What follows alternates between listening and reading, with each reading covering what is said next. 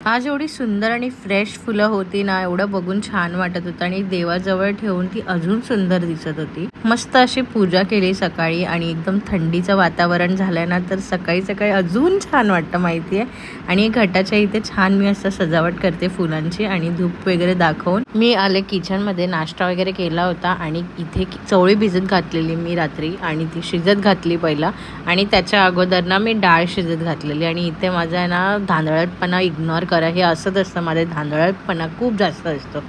असो मग हे सगळं आवरून मी गेली घरी। मम्मी पप्पा बाहेर गेले होते आणि मिमीला जेवण द्यायचं होतं आणि ही बघा धावते बघा कशी।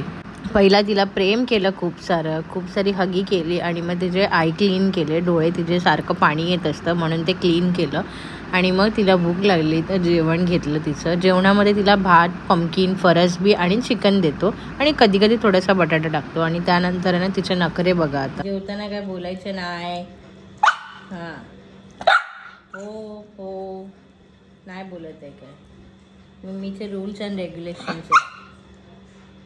जेवताना शांत माझं जेवणाचं काम करायचं, तुम्ही तोंडाची बडबड चालवायची नाही, असं आहे तिचं म्हणणं। मला जेवताना मला डिस्टर्बन्स आला नाही पाहिजे। तुझंच आहे ते, आम्ही नाही जेवत आहे, बस खाली।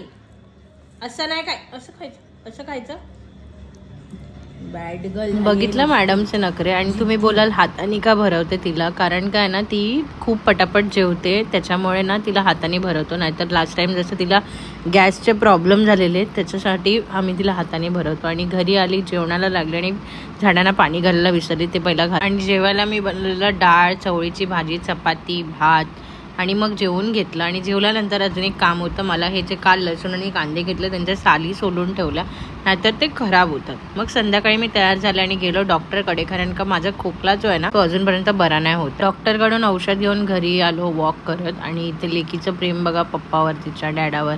ओके बाय, याच्यासाठी एवढंच, भेटूया नवीन व्हिडिओमध्ये।